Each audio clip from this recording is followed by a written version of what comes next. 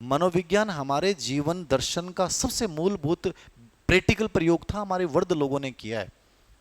वह आज चीज कह कि थाने मोटिवेट कर देता, अब बात कहता है कि रोतो जागो मेरे रहने दे जना बटो ना, मैं लाऊंगा जाके देखो अभी, तो भी वो एनर्जी आ जाती है अचानक से और मुड़ो भाग के जाता और भाग के लाता। कठे सा एनर्जी, कुछ दूध पियोगी वो अचानक से एनर्जी हर आदमी में ऑलरेडी भरी पड़ी है। मैं दावे के साथ कहता हूं, आपकी शक्ल अब देख के ऐसा लग रहा है कि बस नींद आने वाली है, लेकिन मैं अठे 3-4 बढ़िया कुत्ता, कुत्ता कौन सा बे जाबरिया, मैं लिया के छोड़ दूं ना तो जकी लड़की जगह है ना वो गुरजो बहुत दूर कौन चलो जा, गोड्डा में बहुत दर्द हुआ हमारा तो पूरा दिन दुख भो करें बे जगह गोड्डा में दर्द हुआ ना जगह गए बे कूद कूद की भागे था।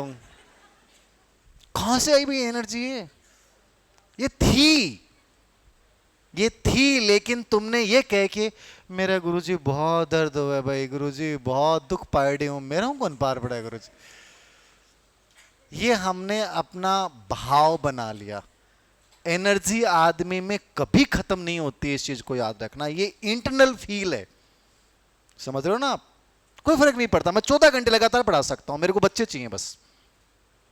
और यो देख लो टूटे पड़े हाथ, फिर भी मैं 6 घंटा तो क्लास ले रहा हूं, जबकि डॉक्टर ने मना किया कि ये हाथ यहां ऐसे रहना चाहिए, ले रहा हूं। एनर्जी है हर आदमी में, बच्चों से आपसे मुझे प्रेरणा मिलती है, आप में भी ये चीज होनी चाहिए। लेकिन आप ऐसे कोई अठिलो जैक लगा रखे है, कोई उड़लो लगा रखे है, कोई गेल्डो, कई दीवार चुनने की दीवार कन जे मिल जाए तो आनंद से आ जाओ एकदम पूरा ही फील आ जाए। और थाने घर रूम पर देख लीजिए, थारा रूम जब जाओ ना तो अठाऊं क्लास ले बाद में तो आधा ने देख लीजिए जाके पढ़ेगा तो आधा के नीचे किताब पढ़ी और किताब पर ऊपर पढ़ेंगे, आधा के ऊपर किताब पढ़ी है, ठीक है ना, पग लटक रही है और सिर इस साइड में और हाथ इस साइड में, एक को पग टेबल के ऊपर और एक दीवार कट रही है, एक तक की ओठिन लगा रखे और एक अठिन लगा रखे। अरे बाबा रामदेव का योग कर रहे हो, पढ़ रहे हो, बताओ तरीके हैं क्या ये पढ़ने के तरीके हैं बताओ? आदमी थक जाएगा, उसे लगा 16 तो ठीक है। कभी भी आप इस चीज को व्यवहार रूप में यूज करना। मैं डिबेट में भाग लेता था जब मैं कॉलेज में था, मुझे अच्छा लगता था बोलना। तो मैंने कोई टॉपिक तैयार किया और मुझे याद नहीं हो रहा वो टॉपिक, यार याद नहीं हो रहा, बोलना है तो कैसे याद करने का तरीका, बहुत मैंने कई बार इसको प्रैक्टिकल यूज किया। साइकोलॉजी तो बाद में मैंने पढ़ी है और पढ़ाया है, वो तो उस समय की बात है। तो बी पेज ने मैं लेकी और मैं चालतू, ठीक है ना, कि डिबेट शुरू हो गई, मेरा नंबर 7वें नंबर पे 8वें नंबर पे, तो मैं उस पेज को लेके यूं चलते हुए याद करता था उसको यूं, ठीक है ना, ऐसे। और ये 100% होता था कि उस पेज का एक एक शब्द मेरे याद हो जाता था, समझ रहे हो? और मैं वही पेज यदि उसी टेबल पे बैठ के या मान लो मैं इसे पढ़ के पढ़ूंगा ना, उसमें मुझे 4 गुना ज्यादा टाइम लगेगा। ये आप चीज अप्लाई करके देखना। जो टॉपिक आपको याद नहीं हो रहा, यदि आपकी बॉडी एक्टिव है, साइकोलॉजिकल थ्योरीज हैं सभी, आपकी बॉडी एक्टिव है, ऑटोमेटिकली देखना आपका माइंड एक्टिव होगा, और माइंड एक्टिव और बॉडी एक्टिव है, आपकी लॉन्ग टर्म मेमोरी एक्टिव हो जाएगी। ये लाइफ स्टाइल में बदलाव ले आना जहां तक पॉसिबल हो। मैं नहीं कहता कि आप पड़े पड़े रहने वाला आदत छोड़ दो, लेकिन यदि आप कम समय में अधिक आउटकम चाहते हो तो चाहे 4 घंटे पढ़ना, लेकिन स्टडी टेबल के ऊपर पढ़ना और बैठ के पढ़ना। और कोई टॉपिक आपको लग रहा है सर ये परिभाषा याद नहीं हो रही, कभी भी यूज करके देख लेना, खड़े होके यूं याद करते हुए पढ़ना, वो डेफिनेशन आप कभी नहीं भूलोगे। रीजन मनोवैज्ञानिक है इसके पीछे। बॉडी एक्टिव है तो आपका माइंड ऑटोमेटिकली क्या होगा, एक्टिव होगा। जैसे तुम पढ़ते ही क्या आई, निष्क्रियता आएगी, और निष्क्रियता की स्थिति में उस टॉपिक को आप पढ़ भले रहे हैं, कर भले रहे हैं, लेकिन उसमें बहुत समय लग रहा है, क्योंकि आप ऊर्जित नहीं हो उस समय। क्या नहीं हो? ऊर्जित। इसलिए जिन बच्चों की ये हैबिट नहीं है उनको लाइब्रेरी ज्वाइन कर लेनी चाहिए, जिससे उनकी हैबिट बन जाए। यदि रूम पे पढ़ सको, मैं तो हमेशा रूम पे पढ़ा हूं, कभी लाइब्रेरी मुझे पसंद ही नहीं आती थी, मुझे अच्छा नहीं लगता था लाइब्रेरी पढ़ना। तो वो आपकी अपनी स्टाइल है, लेकिन ये स्टाइल जरूर यूज करो आप थोड़ा सा, यानी एक्टिव रह के पढ़ो। अब क्लास में तुम 2 घंटे आ गए तो 2 घंटे पूरी ऊर्जा में बैठो, फिर देखना आपको समझ में नहीं आएगा। और जैसे तुमने ये जैक लगाए ऐसे ढीले हो गए तो आपको खुद को फील होने लग जाएगा, यार सर ने क्या बोला, ध्यान डाइवर्ट होता है उससे। मेरा ध्यान डाइवर्ट नहीं होगा, 2 घंटे में पढ़ाऊंगा आपको, क्यों नहीं होगा? मैं एक्टिव हूं। मैं क्या हूं? एक्टिव हूं। मैं आपको बोल रहा हूं, पढ़ा रहा हूं, तो मेरे पूरी बॉडी जो है वो संचरित हो रही है, उसका फर्क पड़ेगा। वो स्थिति आपके साथ लागू होती है। तो लर्निंग क्रिएटिव भी होता है और लर्निंग क्या होता है? एक्टिव भी होता है। दोनों आए हुए हैं, सीटेट में आए हुए प्रश्न आए। आगे लिखना, सीखना ज्ञानात्मक, भावात्मक और क्रियात्मक प्रक्रिया है। स्टार दे लेना इसको, इंपॉर्टेंट। ज्ञानात्मक, भावात्मक, क्रियात्मक, ये लर्निंग के 3 एस्पेक्ट होते हैं, कोग्निटिव, अफेक्टिव और कॉग्निटिव। ये आगे दोबारा डिटेल में पढ़ाऊंगा मैं। यहां पे इंपॉर्टेंट है ये लाइन, बहुत बार प्रश्न आएगा। अधिगम होता है ए ज्ञानात्मक, बी भावात्मक, सी क्रियात्मक। ज्ञानात्मक का मतलब कोग्निटिव, संज्ञान, मानसिक क्रियाएं। भावात्मक मतलब अफेक्टिव, आपके इमोशन जहां जुड़ गए। और क्रियात्मक का मतलब जब उसको आप अप्लाई करते हो। सीखने की तीनों प्रोसेस साथ चलती हैं, और सीखना चरम रूप में तभी आता है। कोग्निटिव तो ये हो रहा है, जैसे मान लीजिए मैंने आपको पढ़ाई ये भी चीजें, पढ़ाई आपको इंफॉर्मेशन दी कि लर्निंग का मतलब ये है, ये कोग्निटिव था, सूचना ली आपने। अफेक्टिव ये हुआ कि आपको ये लगा यार सर पढ़ाते बहुत अच्छा है, आपको लगा सर हैं बहुत गजब के इंसान, ठीक है ना, आपका मेरे पे विश्वास गजब का हो गया। मतलब आप मुझे बहुत पसंद करते हो, बहुत विश्वास रखते हो, मेरे से बहुत प्रेरित हो आप। वो आपका ये पक्ष जुड़ गया, अफेक्टिव पक्ष जुड़ गया। मतलब दृष्टिकोण आपका पॉजिटिव हो गया टीचर के प्रति, किताब के प्रति, कोचिंग इंस्टीट्यूट के प्रति। तो वो आपके लिए फायदेमंद हो गई। आप जिस इंस्टीट्यूट में गए, जिस टीचर के पास पढ़ो, और आपके मन में आया यार को गलत ले लियो भाई रे, वो जमा फर्जी टीचर है भाई, तुरंत रूप से वहां से निकल जाओ। वो चाहे बेस्ट टीचर होगा, लेकिन वो 100% आपको आपकी चीजों में मतलब आपको सूचना दे नहीं पाएगा। वो आपको आगे बढ़ा ही नहीं पाएगा, क्योंकि आपके अंदर भावात्मक पक्ष उसके प्रति क्या हो गया? नेगेटिव हो गया। ये पॉजिटिव होना बहुत जरूरी है। क्रियात्मक का मतलब है मैंने पढ़ाया, आपका मेरे पे विश्वास है, और अब आप उन चीजों को अपने रियल लाइफ में प्रयोग कर रहे हो। जो चीजें मैंने आपको बताई कि ऐसे ऐसे करना है, आप टेस्ट पेपर में इन चीज़ों को, गलतियों को नहीं दोहराओगे, पढ़ते समय आपको ये इमेजिनेशन करना है, विजुअलाइजेशन आपको करना है। इन चीज़ों को आपने क्या किया? व्यवहार में लाना शुरू कर दिया। ये कौन सा पक्ष है? क्रियात्मक। तो अधिगम हमेशा तीनों रूप में होगा, ज्ञानात्मक, भावात्मक, क्रियात्मक। वन साइडेड कभी नहीं चलेगा। व्यक्तित्व को समग्र रूप से जीवो, खंडित रूप से मत जीना, वरना परिणाम अच्छे नहीं आएंगे। मतलब ये कह रहा है ज्ञान भी है, भाव भी है, और कौन सा पक्ष लेके चलना है?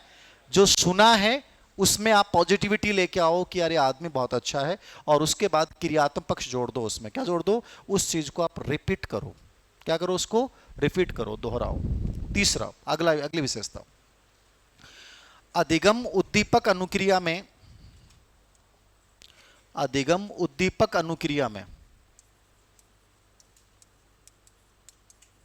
अनुक्रिया में संबंध स्थापित करने वाली प्रक्रिया है। आया हुआ प्रश्न है, इसको समझ लेना। ये चीजें बहुत इंपॉर्टेंट चीजें हैं, मतलब सब काम की चीजें हैं आपके। अधिगम उद्दीपक अनुक्रिया में, अधिगम उद्दीपक अनुक्रिया में संबंध स्थापित करने की प्रक्रिया है।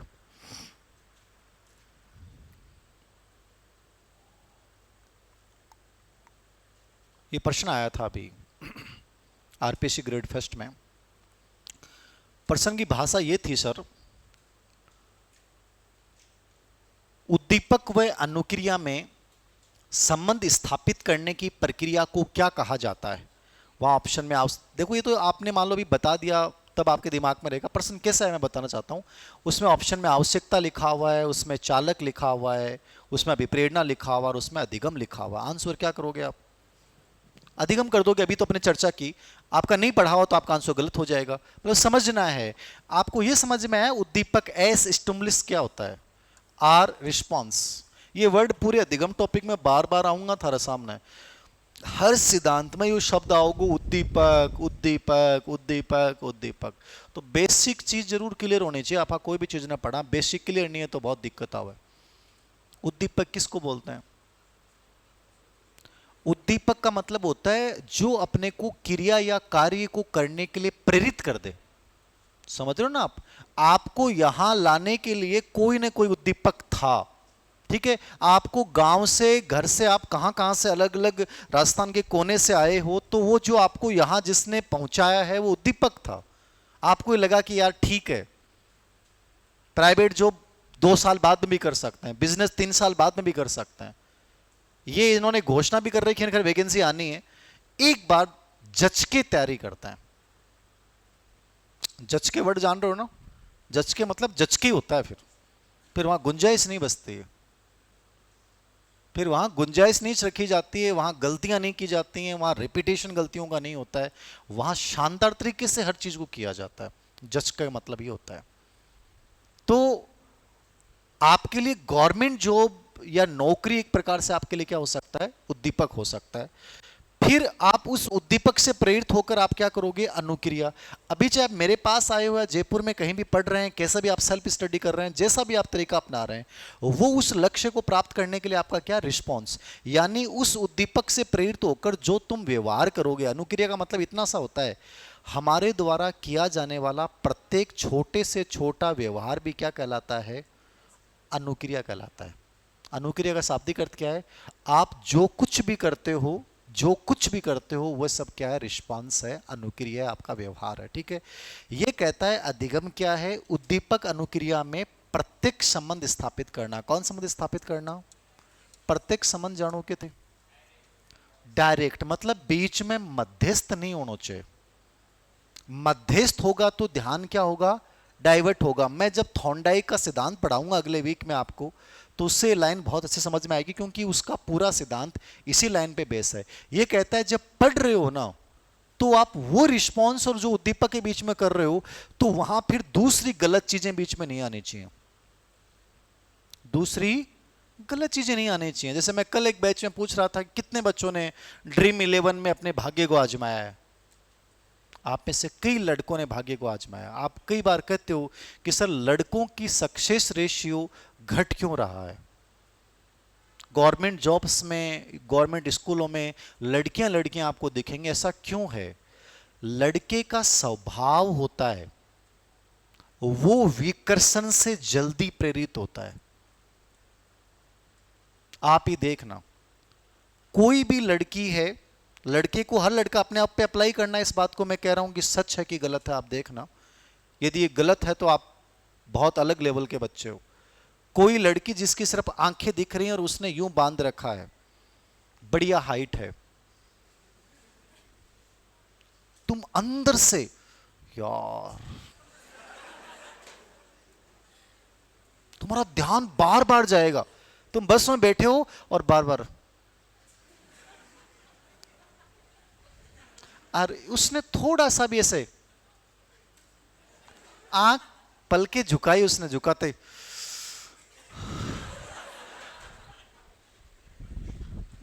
मतलब स्थिति हो जाएगी कि आपको उतरना था दोषा, ठीक है, लड़की जा रही है भरतपुर, ठीक है, भूल गए बेटा, भरतपुर ही उतरेगा, ठीक है। डिस्ट्रैक्शन, विकर्षण। इसलिए आप कभी भी देखना, मैंने क्लास में जब बात पूछी कि ड्रीम 11 में किस्मत को कितने लोगों ने आजमाया, तो लड़कों ने हाथ ऊंचे कर दिए 20-22 ने कि सर मैं 2 बार 3 बार 4 बार। ये मैं बार बार इस चीज को कहता हूं, चीजें कभी साथ नहीं चल सकती लाइफ में, याद रखना इस चीज को। साथ चलाओगे तो इतना बैलेंस अपने अंदर आया नहीं। यदि बैलेंस आ सकता तो आप बहुत अच्छे इंसान हो। बाकी बैलेंस हम भी जानते हैं, महात्मा बुद्ध के भी तब आया जब उन्होंने पूरे धक्के खा लिए। 6 गुरुओं के पास गए थे, उस समय के गुरु भी तो बढ़िया माने जाते थे। 6 गुरुओं की शिक्षा भी उनको जीवन का अर्थ नहीं समझा सकी। उनको लास्ट में जब उनके मरने वाले थे और सांसें निकलने वाले थे, और जैसे ही सांस निकलने वाली थी और धक्का खा के गिरे उस नदी में, तब समझ में आया कि जीवन का रहस्य बेटा यह है कि पहले तो खाऊंगा अन्न और फिर धारण करूंगा ध्यान। ये उनके खुद का अंदर का इंट्यूशन था, समझ रहे हो। फिर उन्होंने मध्य मार्ग का इसलिए दिया, बैलेंसिंग जीवन, समझ रहे हो आप। चीजों को यूं लेके मत चलिए साथ कि मैं ड्रीम 11 में क्या पता बीच में करोड़पति बन जाऊं, मैं इसमें बन जाऊं। नहीं, एक बार पढ़ाई कर रहे हो तो रियल में पूरा समर्पण है, एक बार इसमें दो आप। बाकी लाइफ मैंने कहा इतनी खूबसूरत, आपको कोई रोकने वाला नहीं है। तुम जिस दिन नौकरी लग जाओगे ना, चाहे तुम बसों में लड़कियों के पीछे पीछे घूमना, तुम्हारे पापा में नहीं कहेंगे बेटा क्या कर रहा है, कहीं भी जाओ, तुम्हें जिस क्लब में जाना है उस क्लब में जाओ, जहां घूमने जाना है वहां घूमने जाओ, सब आपको आजादी दे देंगे, क्योंकि आपको लगेगा आपने इतना बड़ा ठप्पा दे दिया कि मैं गवर्नमेंट जॉब लग चुका हूं, मतलब आपसे सब दब चुके हैं। अब तुम्हें कोई यूं नहीं कह सकता तू क्या कर रहा है भाई, फिलहाल तुम पे सब पे निगाहें हैं। इसलिए जरूरी है कि केवल और केवल किस में संबंध स्थापित करो, एस और आर में। और यहां संबंध स्थापित हो गया तो रिजल्ट 100% क्या होगा, आएगा। ये रिजल्ट ना आने का रीजन है हम साथ साथ में बहुत सारे डिस्ट्रक्शन लेके चल रहे हैं। ये मैं आपको खुद के लिए कह रहा हूं कि व्यक्तिगत स्वार्थी बनो इन चीजों में, एक साल डिवोटेड करो, सच में त्याग और समर्पण वाला जीवन जियो, मजा आएगा आपको। क्योंकि वो भी प्रेरणा देगा आपको कि यार मैंने सब चीजों को छोड़ रखा है, सब चीजों को मैंने छोड़ रखा। आपके अंदर से आएगा कि यार मैंने सब चीजों को छोड़ रखा है तो मुझे यार करना चाहिए, ये बहुत जरूरी चीज है। नेक्स्ट, ये समझ में आ गई लाइन। नेक्स्ट, ये बार बार आएगा, उद्दीपक क्या होता है, जो क्रिया कार्य करने के लिए प्रेरित कर देता है, उद्दीपक होता है। नेक्स्ट, कितनी विशेषता होगी, 10। 11 नंबर पे लिखना, अधिगम समायोजन है, एडजस्टमेंट है। समायोजन का एक वर्ड और भी आता है, आप कंफ्यूज मत होना, अनुकूलन है लर्निंग। यहां हिंदी में एक ही है, बाकी इंग्लिश में दोनों का अलग अलग हो जाएगा। Adjustment, adaptation. लर्निंग क्या है, समायोजन है। अधिगम क्या है, अनुकूलन है। मतलब समायोजन अनुकूलन समझ रहे हो ना आप। अरे सीखना एडजस्टमेंट स्थापित करवाता है आपको। मान लीजिए आप मेरी क्लास में आए, पहली बार आप इस साइड में आए, इतनी बड़ी क्लास है, इसमें आप बैठे हो, आपको शुरुआत में लगा अरे यार, ठीक है, शुरुआत में अनकंफर्टेबल फील किया होगा किसी बच्चे ने जो आज आया या फर्स्ट डे आया, ठीक है। उसके बाद जैसे मैंने पढ़ाना शुरू किया, आपको मान लो उस चीज समझ में आने लग गई, तो आपको खुद को पॉजिटिविटी आने लग जाएगी, आपको खुद अच्छा लगेगा, यार बहुत अच्छा लग रहा है। समझ रहे हो आप। यदि यहां एसी नहीं चल रही होती, पंखे नहीं चल रहे होते, ठीक है, अजीब सा मूड होता, लेकिन मेरा पढ़ाने का तरीका, आपका बैच तो बहुत सही जगह चल रहा है, पुराने बैच के कुछ 1-2-4 बच्चे होंगे, उनको पता है कि वो बैच उस हॉल में शुरू करता हूं जहां भयंकर उमस होती है, और उसमें 3 बैच करवाए मैंने 2024 में, 3 बैच मैंने पढ़ाए। वो उसी उमस में बैठ के बच्चे पसीने से, मुझे लगता है कि जिस बच्चे ने फर्स्ट डे आ गया था वो सेकंड डे नहीं आया, लगभग बच्चे आए, और उस गर्मी में बैठ के उन बच्चों ने पढ़ा है, जोरदार गर्मी में बैठ के पढ़ा है। क्यों पढ़ा भाई, एडजस्टमेंट का रीजन क्या था। जब चीजें अपने को समझ में आती है ना, तो बाकी चीजों को अपन क्या कर देते हैं, भूल जाते हैं। हमें लगता है ठीक है यार, समझ में आ रहा है, ये बड़ी बात है। सीखना हमेशा आपको क्या करवाता है, एडजस्टमेंट। आप देख लेना, कई बार कई टीचर्स के पर्सनल बैच होते हैं, बड़े बड़े बैच होते हैं सब्जेक्ट्स में, वहां पे खूब भीड़ होती है, पंखे होते हैं, एसी कौन देता है, बहुत कम देते हैं, छोटे बैच में एसी भले दे देते हैं, तो वहां भी लोग पढ़ रहे हैं। यदि उनको समझ में आ रहा है तो वो चीजें उनके लिए अपने आप एडजस्टमेंट करवा देते हैं। और लर्निंग हमेशा आपको क्या करवाता है, एडजस्ट करवाता है। कहीं भी कर लोगे, किसी परिस्थिति में कर लोगे। नेक्स्ट, सीखना स्थानांतरणीय होता है। ये अभी आया था फसगढ़ में, स्थानांतरणीय। स्थानांतरण का मतलब समझ रहे हो, ट्रांसफर होता है। मतलब हो सकता है क्या ट्रांसफर, लर्निंग हमेशा ट्रांसफर होता है, स्थानांतरणीय होगा। ये आया था इस बार। देखो, रटा हुआ ज्ञान तो आप कहीं प्रयोग नहीं कर सकते। जब कोई चीज को तुमने समझ लिया ना, जैसे मान लो तुमने सार्वभौमिक के अर्थ को समझ लिया, तो आप चाहे औपचारिक हो चाहे अनौपचारिक हो चाहे कोई तीसरी भाषा हो, तुम तुरंत समझ जाओगे कि यार इसका मतलब ये होता है, ये जगह और स्थान से रिलेवेंट चीज है, इसका मतलब ये होगा। आप कहीं भी किसी भी पेपर में, अपने सब्जेक्ट में भी साइकोलॉजी का फायदा होगा आपको। स्कूल मैनेजमेंट में बहुत सारा फायदा हो जाएगा। स्कूल मैनेजमेंट तो कुछ है ही नहीं, मैंने कहा बहुत सामान्य सा पार्ट है वो। मुश्किल से 8 या 10 घंटे पर्सनली भी बच्चा पढ़ ले, यदि उसको समझ, थोड़ा सा उसको कोई बंदा ये बता देगी इस चीज को ऐसे आएगा, तो 10 घंटे से बड़ा सब्जेक्ट ही नहीं है school management. But upon panic हो जाते हैं। तरीके नहीं पता अपने को, दिक्कत ही आ रही है, अपन पैटर्न नहीं समझ पाते हैं और हमें लगता है कि यार ये कर लें वो कर लें और उन चीज़ों को रटते रहते हैं अपन। आपको वहां भी मदद कर देगा मनोविज्ञान, थोड़ा सा इसको समझ गए तो आप। तो सीखा हुआ ज्ञान हमेशा क्या होता है, दूसरी जगह अन्यत्र आप उसका प्रयोग कर सकते हो, रटा हुआ ज्ञान को आप कहीं भी प्रयोग नहीं कर सकते। तो लर्निंग हमेशा ट्रांसफर होता है। नेक्स्ट, कितनी विशेषता होगी? 12। 13 नंबर पे लिखना, सीखना विवेकपूर्ण प्रक्रिया, इंसाइटफुल प्रोसेस। विवेकपूर्ण, इंसाइटफुल होता है क्या भाई? बिना विवेक के तो लर्निंग होगा ही नहीं ना भाई। विवेक है वहीं सीखना है, विवेक नहीं है वहां तो रटना होगा। समझ गए ना आप?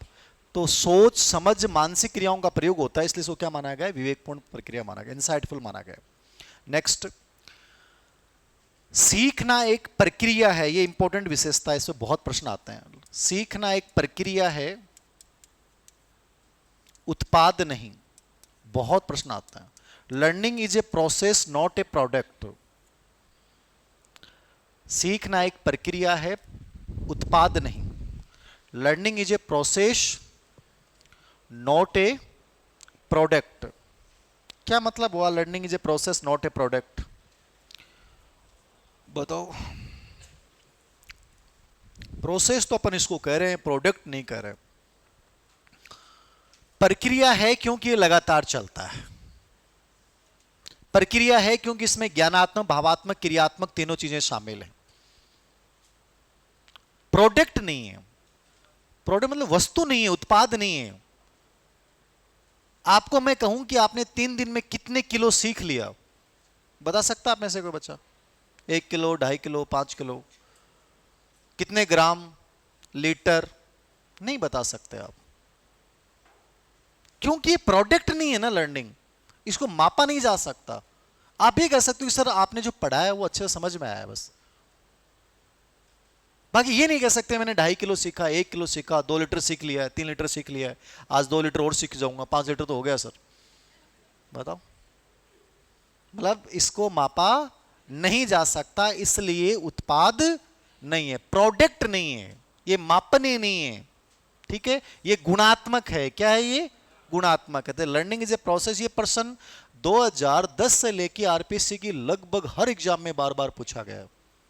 प्रक्रिया है कि उत्पाद है? कुछ किताबों में ये भी लिखा उत्पाद नहीं, केवल प्रोसेस है, प्रोडक्ट कभी भी नहीं होगा। नेक्स्ट, उत्पाद का मतलब क्या होता है? इसको मापा नहीं जा सकता। क्या नहीं किया जा सकता? इसको मापा नहीं जा सकता। फिर लिखना आप, अधिगम एक अनुमानित प्रक्रिया है। ये एनसीईआरटी की लाइन है। अधिगम एक अनुमानित प्रक्रिया है, निष्पादन से भिन्न है। अधिगम एक अनुमानित प्रक्रिया है, निष्पादन, निष्पादन जानो कि परफॉर्मेंस।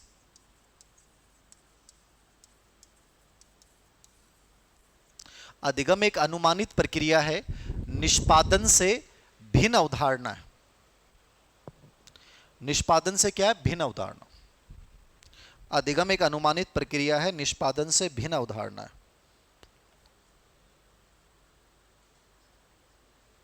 बताओ। देखो, तो वो सिंपल सा अर्थ है। ये एनसीईआरटी की लाइन है। एनसीईआरटी दी आप इन फ्यूचर रिट वगैरह या कोई सेंटर केवीएस वगैरह देते हो तो एनसीईआरटी ज्यादा आती है।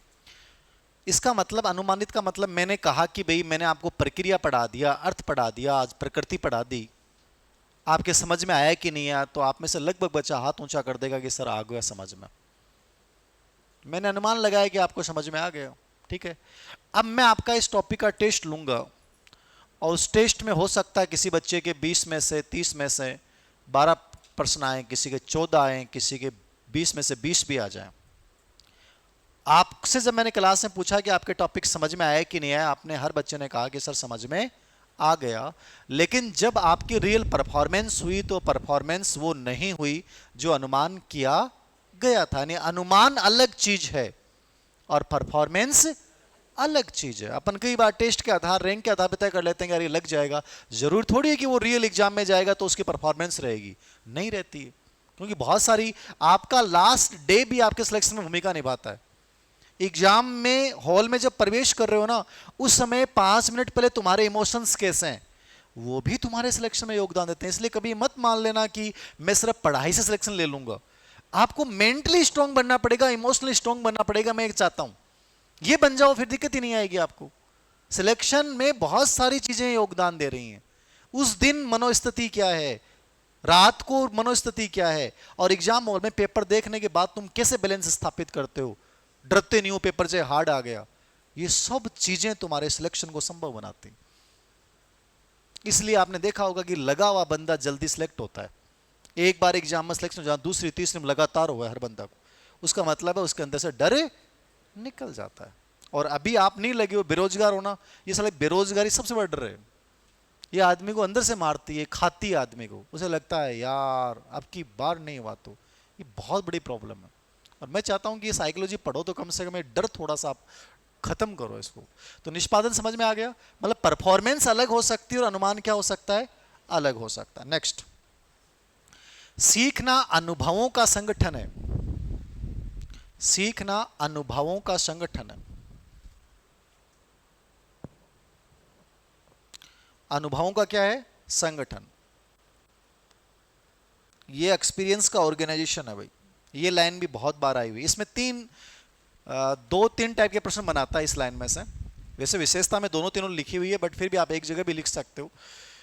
लर्निंग अनुभवों का संगठन। अनुभव समझ गए आप, कल आपने क्या सीखा है, इससे पहले आपकी गलतियां क्या रही हैं, उस एग्जाम का आपके पास क्या एक्सपीरियंस है।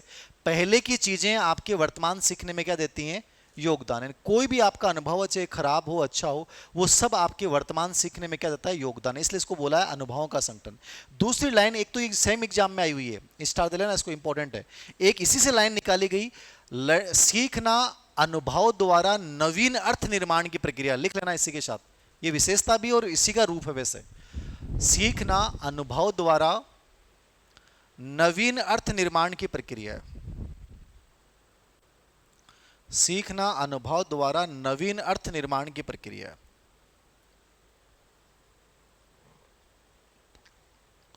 सीखना अनुभव द्वारा नवीन अर्थ निर्माण की प्रक्रिया है।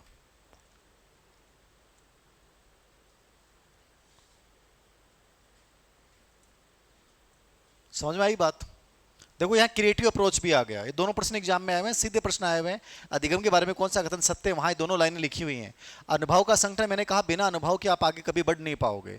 अनुभव द्वारा नवीन अर्थ, आपका पहले का अनुभव कुछ और था, आपने जैसे मेरे से सीखा, तो दोनों मिलेंगे तो वहां क्या आएगा, परिवर्तन आएगा। क्या आएगा, परिवर्तन आएगा। तो एक नई चीज आपके दिमाग में क्या हो गई, डेवलप हो गई, हो रही है ना डेली। बट जब भी कोई बात कर रहा हूं आपको, जब भी मैं कोई प्रोसेस के बारे में समझा रहा हूं, तो आप कुछ ना कुछ तो नया सीख के जा रहे हो कि यार सर ने ये चीज बताई, ये चीज ऐसे भी तो की जा सकती थी, मैं तो आज तक ऐसे ही पढ़ रहा था, क्या मुझे पढ़ने के तरीके में ये बदलाव लाना चाहिए। तो आप कुछ ना कुछ नया लेके जा रहे हो। वो नया जो है वो क्या है, वो पूर्व अनुभव से भी जुड़ा हुआ है और अभी जो तुमने सीखा उससे भी है। तो लर्निंग अनुभवों का ऑर्गेनाइजेशन भी है और अनुभव से आप नवीन अर्थ का निर्माण भी किससे करते हो, लर्निंग से करते हो। दोनों प्रश्न आए हुए हैं, याद रखना। नेक्स्ट, सीखना वर्तुलाकार है। ये प्रश्न भी आया है, सीटेट में आया हुआ है। वर्तुलाकार, वर्तुलाकार जानो, स्पाइरल। स्पाइरल क्या होता है भाई, आप जिस भी रजिस्टर में लिख रहे हैं वो सब रजिस्टर आपकी स्पाइरल है। आप जो भी रजिस्टर लिख रहे हो वो सब रजिस्टर क्या है, स्पाइरल रजिस्टर है। अब इससे आप अनुमान लगा लो स्पाइरल क्या होता है। ये विकास में भी बार बार ये वर्ड आएगा। मतलब साइकोलॉजी बहुत रिलेवेंट है, एक जगह ढंग से पढ़ ली तो आगे चीजें समझ में आ जाएंगे। सीखना कभी भी ऐसे नहीं हो सकता, सीधा नहीं चलता है। लर्निंग चलता है ऐसे, समझ रहे हो आप। कड़ी से कड़ी जुड़ती है। क्या जुड़ती है, कड़ी से कड़ी जुड़ती है। एक बार मैंने कहा ना, कोई चीज को ढंग से पढ़ लो, चीजें अपने आप चीजें। अब मान लो साइकोलॉजी में आपकी समझ बन गई तो मैनेजमेंट में जोर ही नहीं आएगा, टीचिंग मेथड में जोर ही नहीं आएगा, विषय को समझने में जोर नहीं आएगा। थोड़ा सा समझोगे चीजों को तो सब चीजें रिलेवेंट होती हैं। सिलेक्शन की प्रोसेस वही है जो विषय में करते हैं, अपन जीके में करते हैं। चीजें बस प्रक्रिया को समझो, आपके रियल में प्रोसेस क्या है। तो यहाँ का अनुभव आपके दूसरी चीज को सीखने में क्या देगा, योगदान देगा। ऐसा नहीं है कि आप इस अनुभव को छोड़ दोगे और डायरेक्ट नए अनुभव से स्टार्ट करोगे, नहीं। चाहे आप सीखना नहीं चाहो तो भी ये पूर्व अनुभव क्या करेगा, इसको प्रभावित करेगा। क्या करेगा, इसको प्रभावित। ये दोनों अनुभव इसको प्रभावित करेंगे, ये तीनों अनुभव इसको प्रभावित करेंगे, ये चौथे, ये सब एक दूसरे से जुड़े हुए हैं। इसलिए इसको अपन क्या बोलते हैं, वर्तुलाकार बोलते हैं।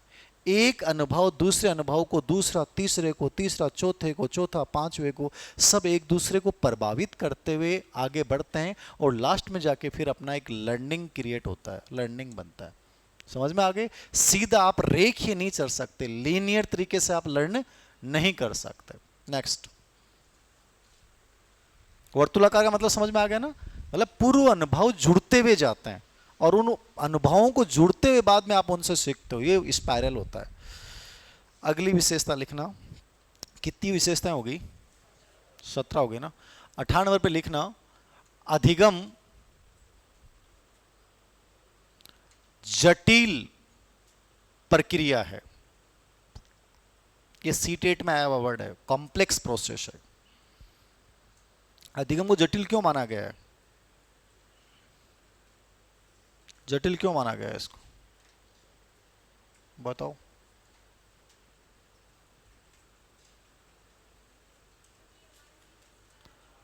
ये मानसिक क्रियाओं का यूज जहां भी होगा उस प्रक्रिया को हमेशा कॉम्प्लेक्स कहेंगे। क्या कहेंगे उसको, कॉम्प्लेक्स कहेंगे, याद रखना। जहां भी आपके चिंतन है, आपका समस्या समाधान है, ठीक है, आपका कॉन्सेप्ट डेवलपमेंट है, आपकी मेमोरी है, ये जितनी चीजें आप यूज करोगे, लॉजिक का आप यूज करोगे, रीजनिंग आप करोगे, तो जहां मानसिक क्रियाएं आ जाएंगी उस प्रोसेस को अपन क्या कहते हैं, हमेशा जटिल कहते हैं। क्या कहते हैं, जटिल। तो अधिगम एक मानसिक प्रक्रिया, याद रखना। तो आगे लिख लेना इसका मतलब, क्योंकि अधिगम में मानसिक क्रियाओं का प्रयोग होता है, क्योंकि अधिगम में मानसिक क्रियाओं का प्रयोग होता है, क्योंकि अधिगम में किसका प्रयोग होता है, मानसिक क्रियाओं का। इसलिए अपन इसको क्या बोलते हैं, जटिल प्रक्रिया।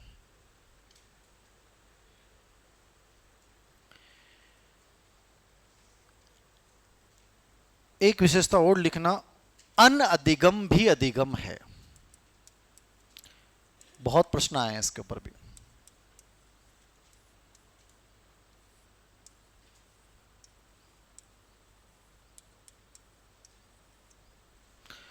अनअधिगम भी अधिगम है, खूब प्रश्न आए हैं इस लाइन पे। इस लाइन के अंदर छुपे हुए हैं बहुत सारे प्रश्न। अनअधिगम क्या होता है, जहां सीडीपी जहां भी आती है, बाल विकास जहां भी आता है, वहां एग्जाम्स में ये प्रश्न बहुत आता है। अनअधिगम भी अधिगम। अनअधिगम का मतलब है त्रुटियां, गलतियां सीखने का भाग हैं। अब आपके सामने देखो, इतने सारे प्रश्न पूछेगा। कोई बच्चा गलती करता है, यह किस बात को व्यक्त करता है, वह यांत्रिक तरीके से सीखता है, वह सीखने में असफल हो रहा है, यह इस बात को व्यक्त करता है कि बच्चे कैसे सीखते हैं।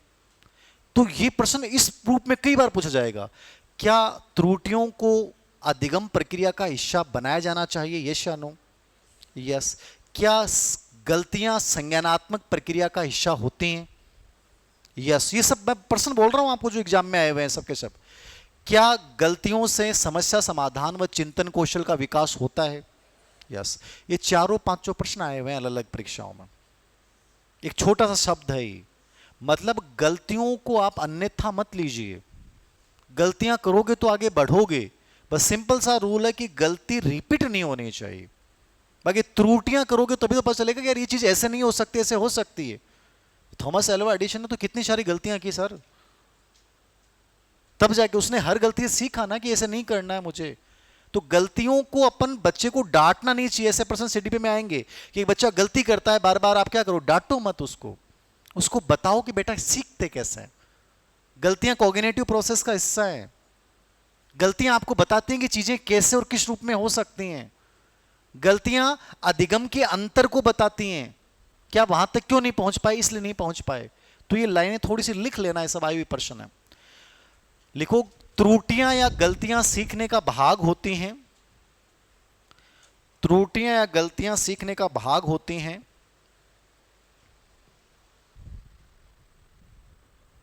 त्रुटियां या गलतियां सीखने का भाग होती हैं।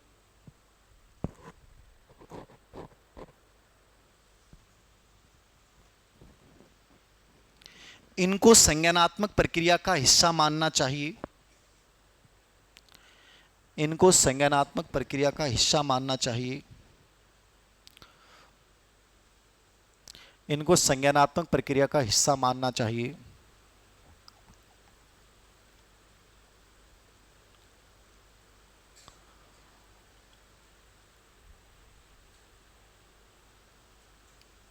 त्रुटियों से समस्या समाधान व चिंतन कौशल का विकास होता है। त्रुटियों से समस्या समाधान व चिंतन कौशल का विकास होता है।